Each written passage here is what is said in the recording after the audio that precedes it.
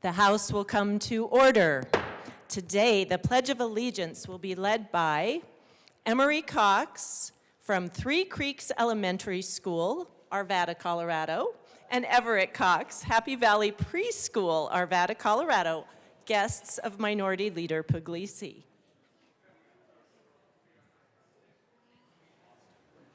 I pledge allegiance to the flag of the United States of America and to the republic one nation under God.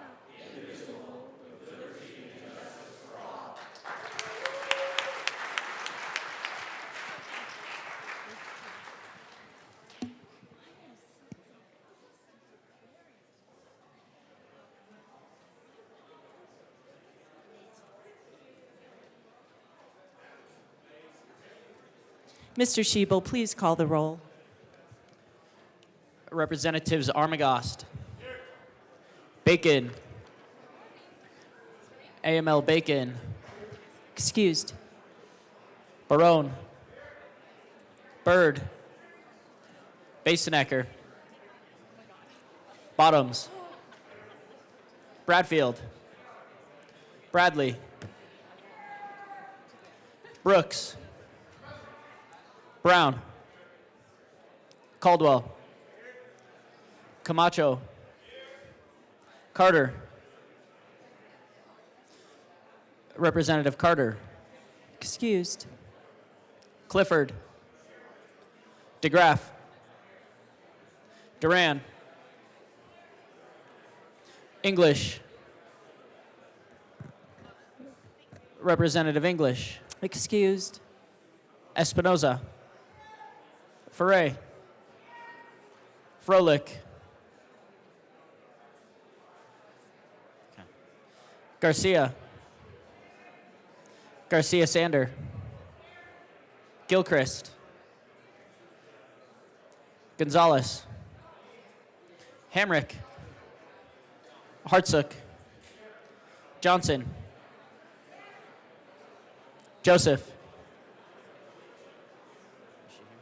Representative Joseph,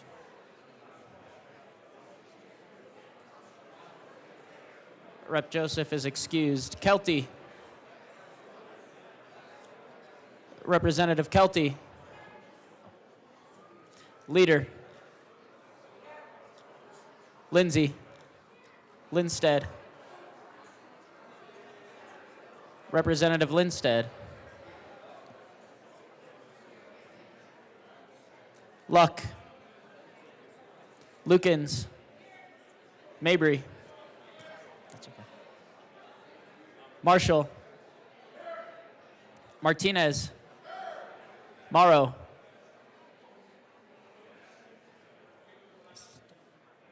Representative Morrow. Morrow's excused. McCormick is excused. Pascal, Phillips, Puglisi, Richardson, Representative Richardson. Richardson is excused. Ricks. Rep. Ricks is excused. Rootnell. Ryden. Sirota. Smith. Soper. Stewart K. Stewart R. Story is excused. Sukla. It's right there. Taggart. Titone. Valdez A. Velasco. Weinberg. Wilford. Winter. Woodrow. Woog. Zokai. And Madam Speaker.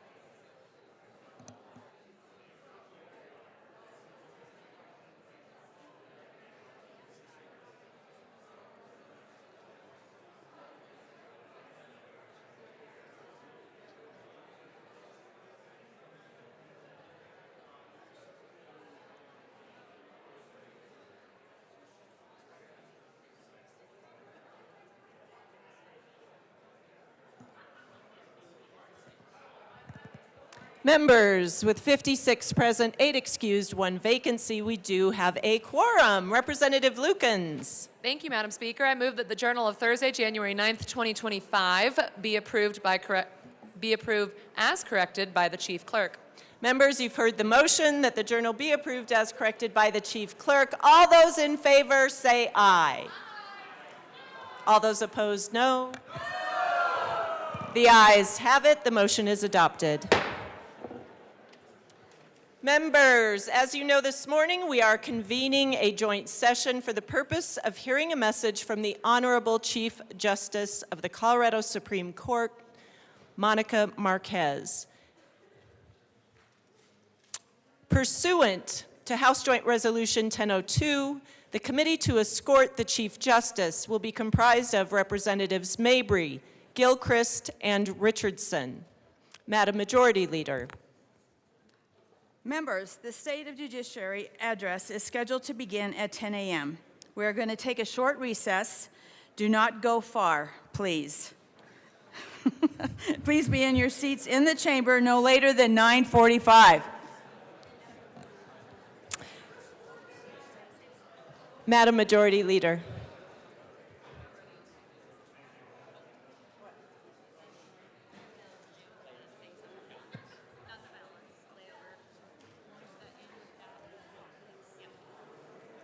Thank you. Madam Majority Leader. Madam Speaker, and with that, Madam Speaker, I move that House Resolution 25-1002 and Senate Joint Resolution 25-002 be laid over until Monday, January 13th. Seeing no objection, House Resolution 1002 and Senate Joint Resolution 002 will be laid over until Monday. Madam Majority Leader. Madam Majority Leader, let's see if we have any announcements from committee chairs before we go into recess. Members, Representative Lindstedt. Thank you, Madam Speaker. Today on adjournment of the State of the Judiciary, we will have our joint finance hearing in the Old State Library. Looking forward to seeing you there, members of Joint Finance, to hear from the Audit, OSPB, the Treasury, PARA, the Department, and the Department of Revenue. Thank you.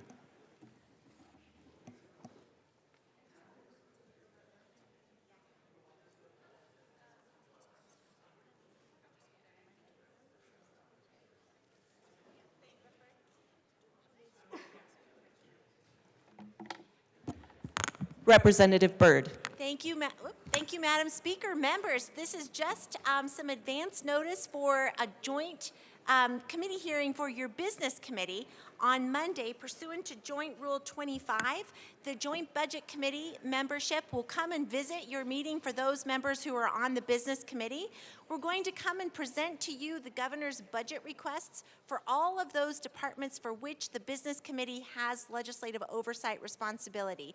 You should be getting materials in advance, but come prepared, and to the best of our ability, we're going to describe to you what the governor's budget requests are for those departments and attempt to answer any questions that you might have. I will tell you right now, and I will tell you again when we visit with you, these are not things for which we are advocating. We are there to share information with you. These, again, are the department's requests, not ours. So this is simply informative. We can collect some initial feedback from you about what is being requested and try to gather more information to the extent we're not able to answer your questions. So again, that's Monday at 9:30, and your business committee chair will tell you where that meeting will be.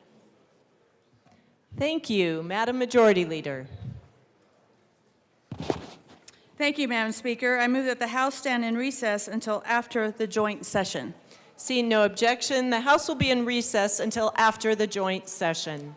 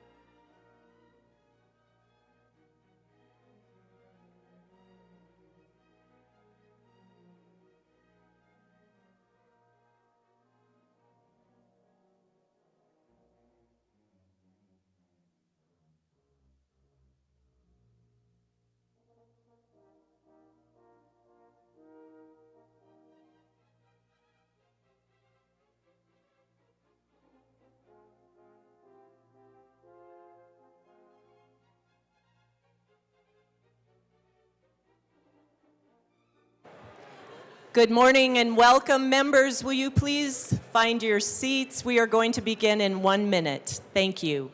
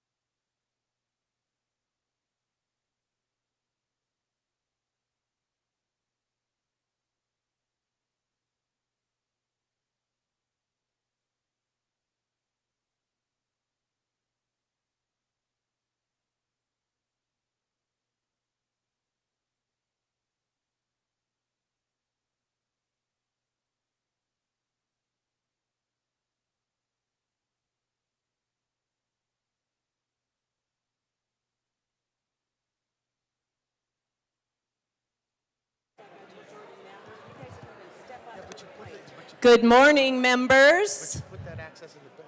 We are ready to begin.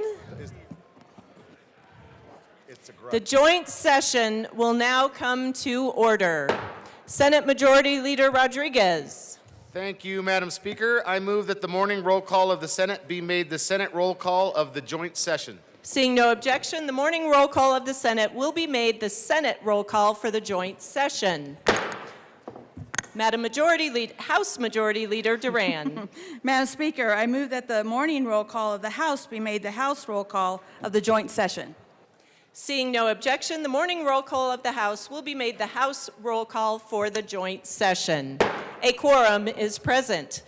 As is customary, and apparently this is happening every day now, it is my privilege and honor to present the gavel to the President of the Senate with the request that he preside over these proceedings. Good morning, y'all. Come on now, good morning. Thank you, Madam Speaker. Will the Joint Committee composed of Senators Doherty, Weissman, and Bright, and Representatives Mabry, Gilchrist, and Richardson please go and get the Chief Justice? The joint session will be in recess while we await the Chief Justice. Oh, they're already here. Okay, here we go. Y'all on time today. We don't have to gavel back in. Chief Sergeant of the House Rosenthal. Mr. President, Madam Speaker, members of the guests, please rise for the Chief Justice of the Colorado Supreme Court, the Honorable Monica M. Marquez. Will the committee to escort the Chief Justice please proceed to the podium?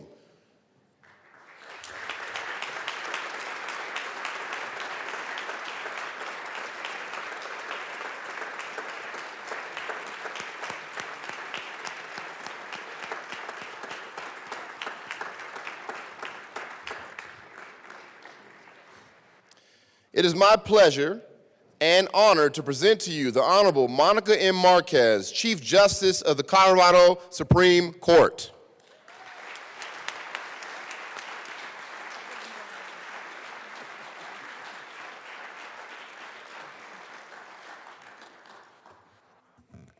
Good morning. Please be seated.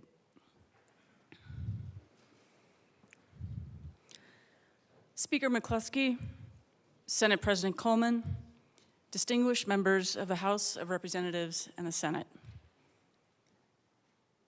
14 years ago, I stood in the old Supreme Court chambers just around the corner in this beautiful building, and I took the oath of office as the Supreme Court's newest justice. I was 41 years old, and I was fresh from the Colorado Attorney General's office.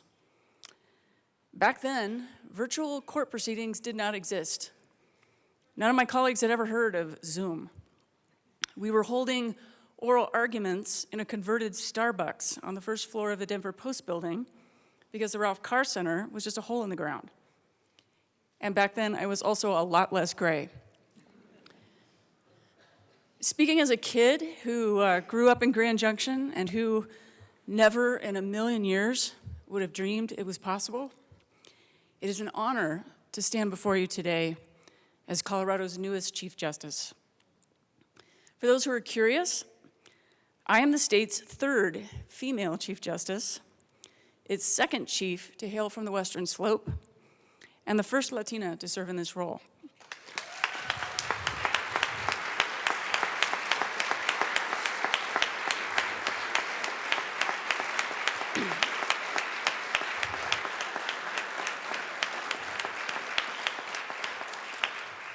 I'm so grateful to have my family here, my parents, Lorenzo and Cherry Marquez, my sister, Christine Marquez, and her husband, Andrew Hudson, my niece, Julia, and my spouse of 26 years and partner, Sheila Bartel. The Marquez family roots run deep in the Antonito area of the San Luis Valley. And this past fall, we were in the valley for a Marquez family reunion. Sitting around the campfire, I heard stories about our family roots tracing back more than 11 generations through land that is now southern Colorado and northern New Mexico. I heard about several Pueblo Indian grandmothers who married into the family. I also heard lots of tales, perhaps some of them tall tales, about my great-great-grandmother, Juanita Ortega, who lived among the Apache at some point in her life and homesteaded in the mountains near Las Mesitas. Grandma Ortega, like all of our abuelitas in the family, stood about this high. But she was larger than life. She was known in the valley as one fierce mujer and a darn good shot, as some would-be cattle thieves found out one night when, according to family legend, one of them lost the hat right off his head. I am grateful for my San Luis Valley and my Western Slope roots. Those roots have anchored me and our family with a deep love for this state and a rich family tradition of public service.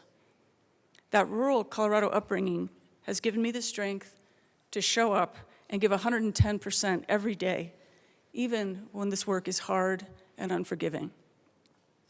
I bring that perspective and those values to my work as a justice and to my role as chief.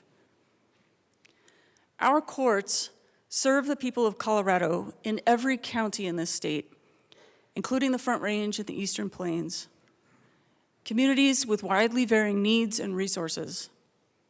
The department has around 4,000 employees, including approximately 400 judges and magistrates. We handle well over 500,000 cases every year, and we supervise around 65,000 individuals on probation. When people think about the court system, most probably think about our criminal dockets. But our judges make thousands of weighty decisions every day in civil matters that affect families, children, businesses, local communities, even water and the environment. We do not control our workload. We have to be ready for everything that comes in the door. The most precious resource we have is our time. time to properly handle all the cases that come our way, time to resolve disputes consistent with the law, including the statutory deadlines and the procedures established by this General Assembly. The work we do is difficult, and it takes a toll.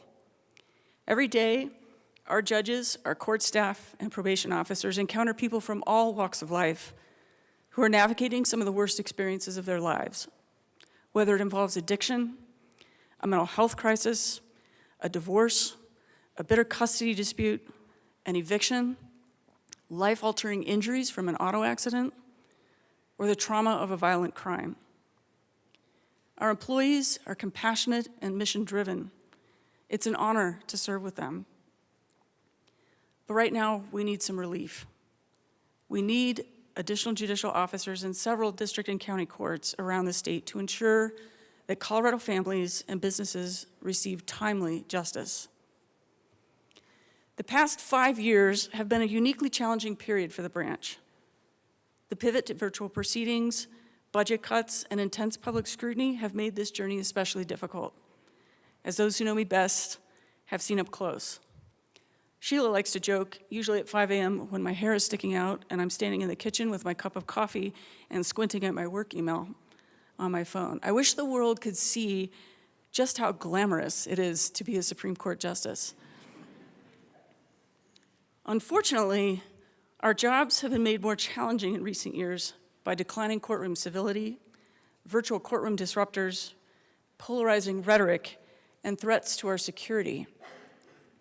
In just the last 13 months, we've had a fatal shooting just outside the courthouse in Colorado Springs, a gunman who shot his way into the Ralph Carr building and set fire in the office tower, a defendant who died by suicide at the Lindsay Flanagan Courthouse in Denver, a bomb threat at the Alamosa Courthouse, and a spate of death threats against judges around the state. This is a reality for our judicial officers and our court staff. And Colorado's not alone. This is an issue across the country and the topic of an upcoming conference of the nation's chief justices.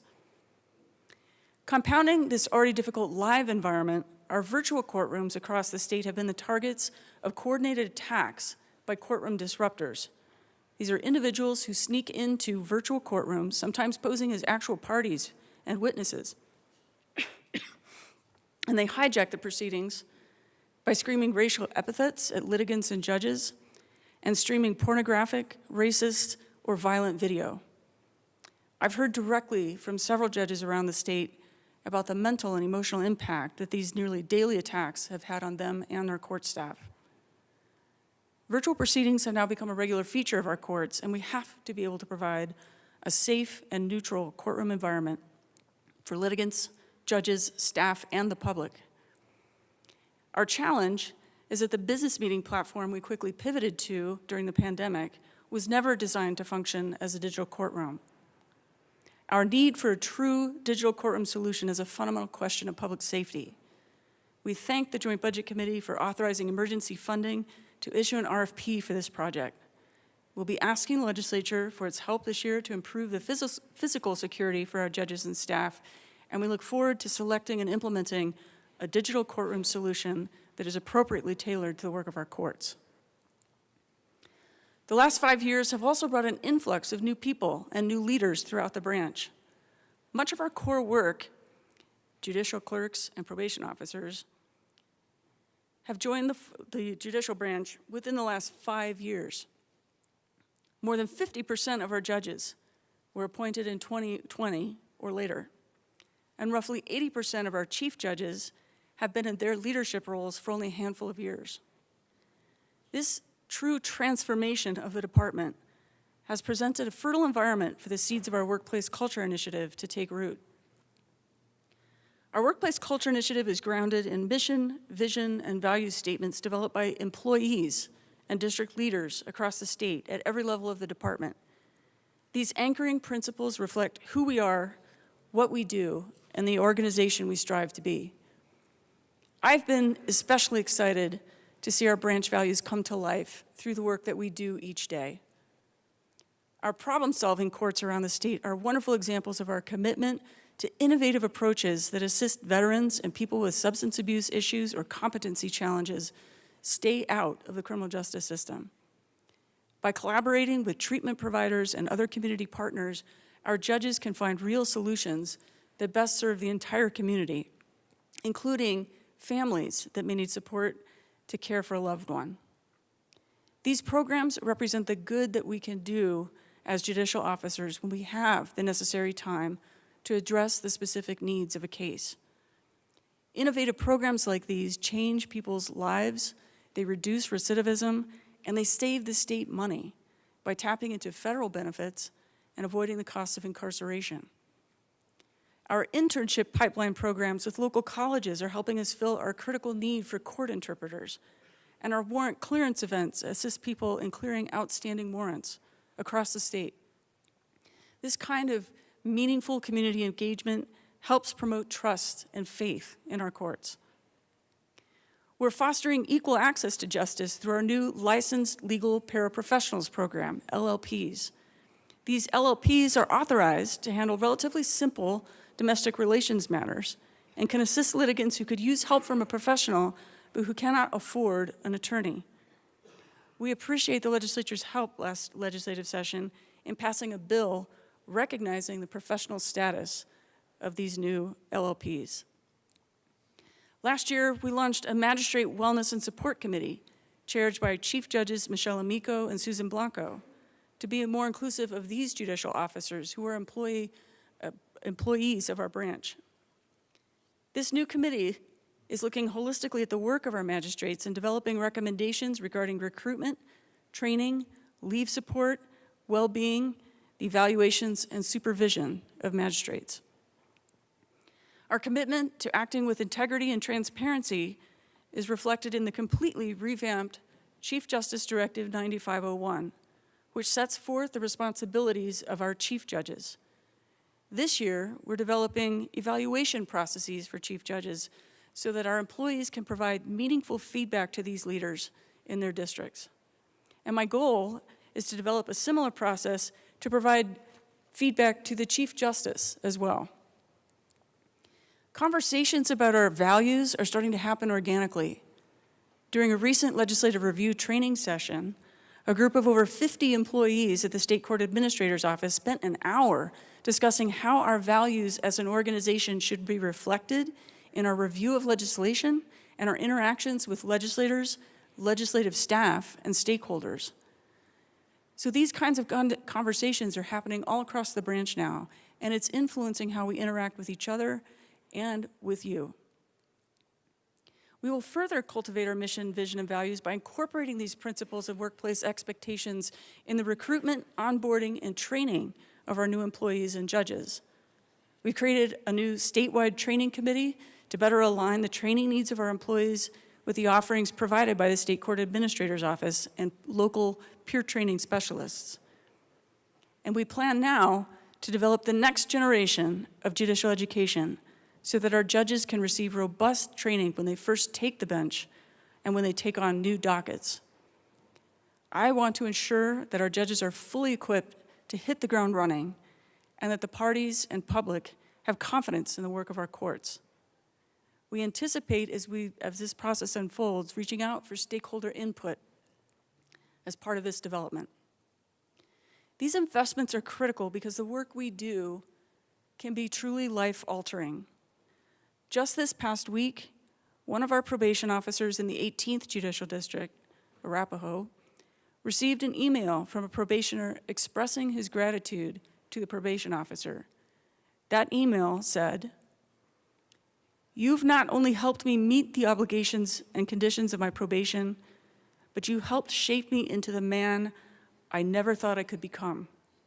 Through your guidance, I have learned to set goals for myself, build discipline, build better relationships, and approach life with a sense of purpose. You were more than just my probation officer. You were a coach, a motivator, and sometimes even a tough love mentor who always had my best interest at heart. You saw potential in me when I couldn't see it in myself, and you helped me turn that potential into reality. I promise to honor the work we've done together by continuing to grow and to make choices that reflect the man I have become. I will never forget you or the impact you've had on my life. Thank you for believing in me and helping me believe in myself. Over the last few years, we've done a great deal of internal reflection and review. We are following through on Chief Justice Boatwright's promise to get this right. Our meaningful investments are paying off, and I'm confident we're moving in the right direction. Importantly, we're shifting from a state of perpetual reaction to one of thoughtful and proactive planning for our future. That future, however, requires additional resources. To be specific, it requires additional judges to address the growing workload and docket delays in county and district courts. I want to thank Senators Dylan Roberts and Lisa Frizzell for recognizing this need and for introducing Senate Bill 25024, which is our request for new judges. The state right now is absorbing hundreds of domestic violence cases following Aurora's announcement that it will no longer prosecute domestic violence cases in municipal court. Virtual proceedings are placing more demands on judge and staff time. Several legislative reforms have expanded, thankfully, opportunities for parents and children to be heard in child welfare cases, added opportunities to seal criminal records, created opportunities for tenants to be heard in evictions, have mandated the use of body cameras, which creates significant additional evidence that has to be reviewed in many cases. These changes are valuable. They create additional protections for litigants, but implementation of these protections necessarily adds to our judges' workload. Too many of our judges are routinely working nights and weekends, unable to take time off to attend training or to take care of sick family members, let alone tend to their own health. For judges in the jurisdictions targeted in the bill, the current situation is simply unsustainable. We cannot ask our judges day in and day out to be making consequential decisions impacting people's lives when they are running on empty tanks. In recognition of the obvious budget realities of this year, our judge request does not seek to fully staff our courts. It would merely provide some relief to those districts facing the greatest need. This request is ultimately about ensuring that the people of Colorado receive timely, fair, and wise resolution of their cases. We are starting to lose judicial officers who are choosing to leave the branch because the workload is unsustainable. We're also seeing an alarming drop-off in applications for our judicial vacancies, even in our metro areas where we have the most attorneys. Although we're actively working on outreach and recruitment in that area, the current trends do not bode well for the future of our judiciary or our state. What our judges need is hope, hope that relief is on the way, and I ask for your support in providing that relief. As I've hinted, the past 5 years have been, frankly, a crucible, but we have emerged stronger and better. My colleagues are magnificently intelligent, warm, compassionate, funny, and dedicated public servants. I'd like to tell you why I enjoy working with them as my colleagues. And we do everything in senior order, so I will start with Justice Boatwright. Brian Boatwright is perhaps the kindest leader I have ever worked with. He never brings attention to himself, and he overflows with integrity. If he borrows anything from you, he returns it in better condition than when he took it.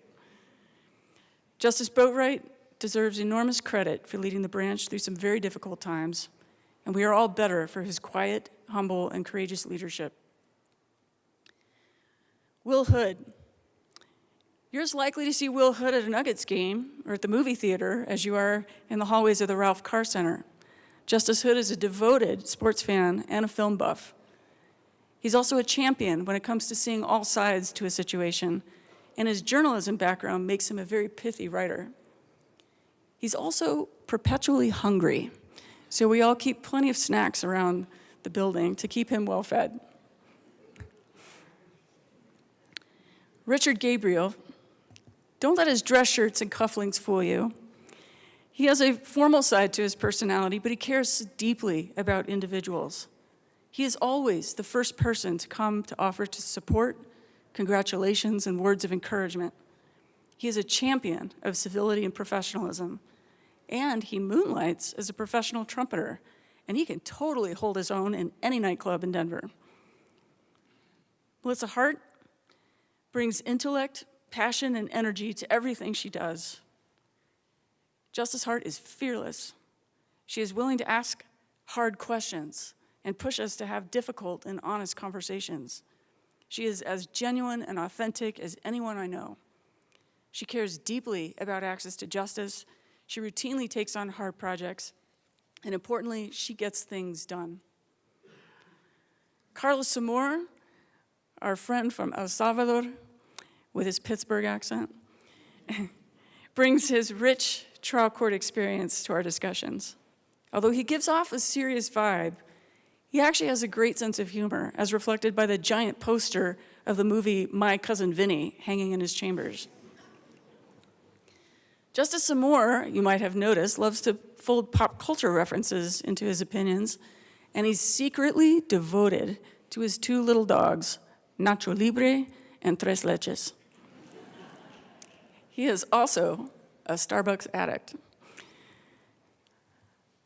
Underestimate Maria Birkenkotter at your own peril.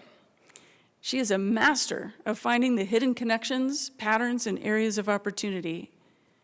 She is warm and generous, extremely curious, and brings a beginner's mind to situations that are new to her. On the other hand, beware, because her BS detector is extremely well-tuned. Lucky for us, and especially Justice Hood, she loves to mother us all with her cooking, so we benefit. Cheryl Stevens is our clerk of court. She has more experience at the Supreme Court than any of the justices. Actually, she has more experience than all of us combined, I think. As the clerk of court, she is utterly reliable. She keeps the trains running on time, and she has always thought through every detail of everything, twice. Her conscientiousness has saved us from making any number of embarrassing mistakes. She's also an avid runner and a devoted mom. Judge Jeff Pilkington, my guest today, is the chief judge in the 1st Judicial District, which is Jefferson County and Gilpin. He's one of our new co-chairs of the Chief Judge Council. And although initially a skeptic, Judge Pilkington has become one of the greatest champions of our workplace culture initiative. He has transformed the workplace in the 1st. I can also count on him to call out every single typo or grammatical error in one of my Chief Justice directives. So I trust him on that. We're fortunate to have his leadership and vision. Chief Judge Susan Blanco is the chief in the 8th Judicial District, which is Larimer and Jackson counties, and one of our other new co-chairs of the Chief Judge Council. Judge Blanco is allergic to the word no. She is creative, she's innovative, and she always questions the why. She always takes on more than her fair share of the work, and she always delivers. In her relatively short time as a chief, she's become a leader among judges around the state. Stephen Vasconcelos is our state court administrator. He's literally grown up in the branch, starting with a humble job in the 4th Judicial District. His career path, as a result, has given him a unique perspective on our work. He has both strategic vision, but can engage in the day-to-day details of the job. He's reliable, trustworthy, and he's also a Formula One superfan, the kind that gets up at 3 a.m. to watch the race halfway around the globe. He tries, unsuccessfully, to hide his nerdiness. Andy Rotman is counsel to the Chief Justice. He has served now under 4 different chiefs, and his wealth of experience in institutional history is invaluable. Andy Rotman is one of the unsung heroes of this branch. I do not know a more competent, honest, or dedicated public servant. Andy never cracks a smile, but I'm working really hard on trying to get him to laugh at least once during my 3-year tenure as chief. So I'll report back in 2 years and let you know how that's going. In closing, the past few years have taught me that the rule of law is so precious and fragile. The independence of our judiciary is so precious and fragile. Both are critical to our democratic system of government, which ultimately depends on the individuals who occupy these positions of leadership, yourselves included. People who choose to wield their power fairly, wisely, and justly. I am grateful and honored to be a public servant in a state where our leaders fulfill that promise every day in the work that they do. I am grateful and honored to serve as your Chief Justice and to work alongside an army of incredible judicial officers who make brave and consequential decisions every day that affect the lives of all Coloradoans. My 4,000 colleagues across the branch work tirelessly and with distinction, fairness, and integrity each and every day. Please assist us as we carry out our mission. Our ability to deliver timely justice to Colorado's families and businesses is crucial to sustaining the public's trust in our courts. Thank you for the opportunity to speak to you today.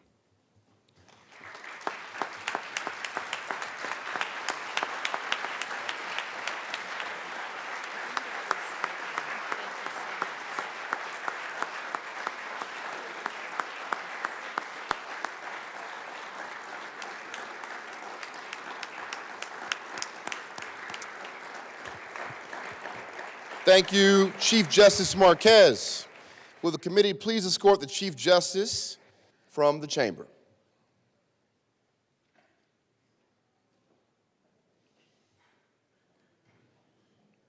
Let's give it up one more time, y'all.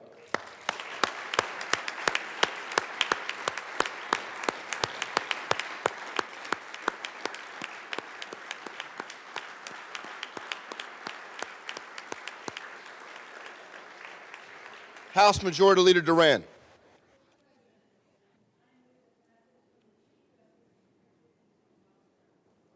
Is the mic on? Mic?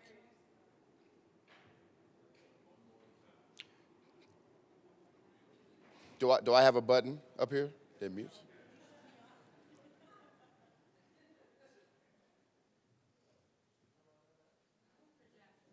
Just project. All right, I'm going to, there we go.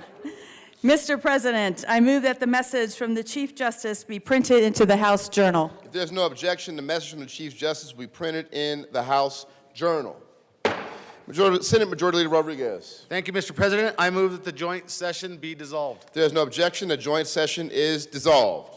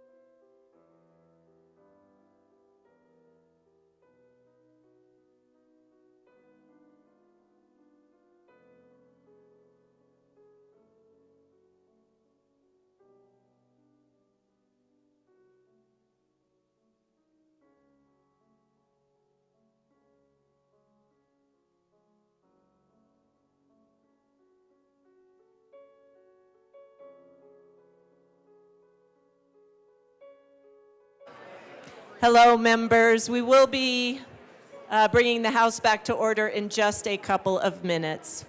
We'll give a couple of minutes for our guests to leave the chamber. Thank you.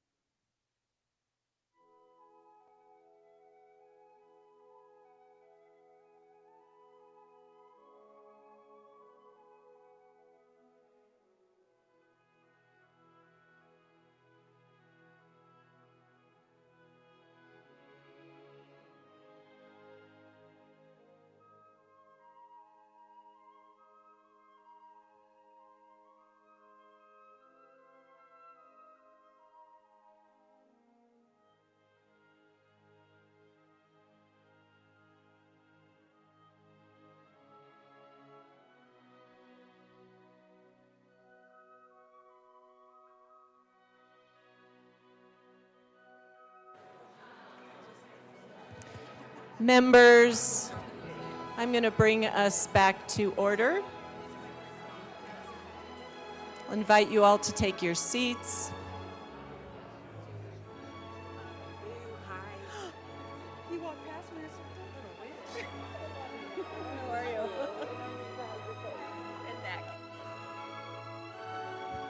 The House will come back to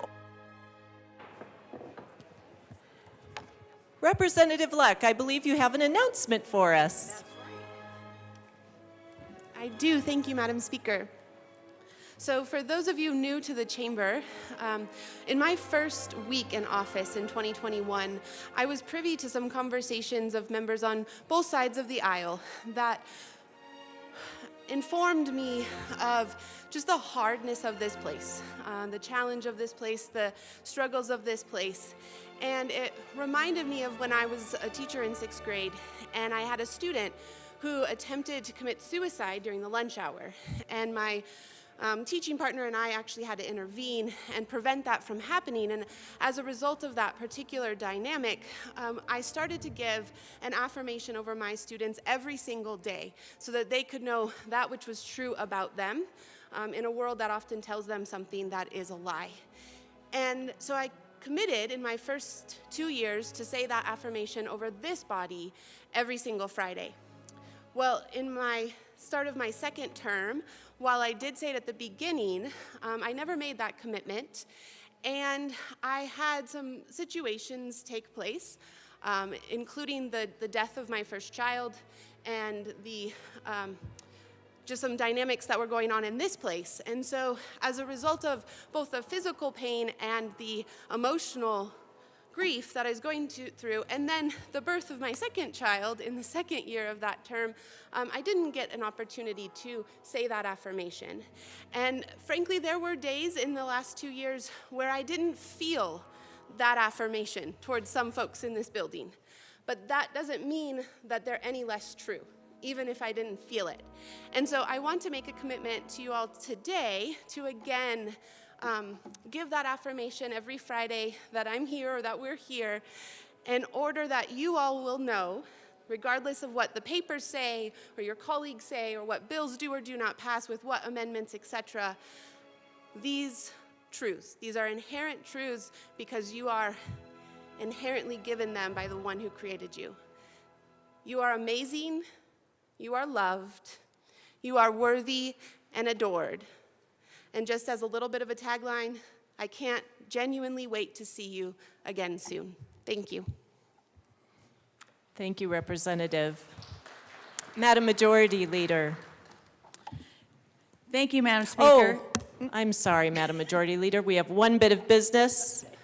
Mr. Schiebel, message from the Senate. Madam Speaker, the Senate Message from the Senate will be buried in the journal. Madam Majority Leader. Madam Speaker, I move that the House stand in adjournment until Monday, January 13th at 10 a.m. Seeing no objection, the House is adjourned until Monday, January 13th at 10 a.m.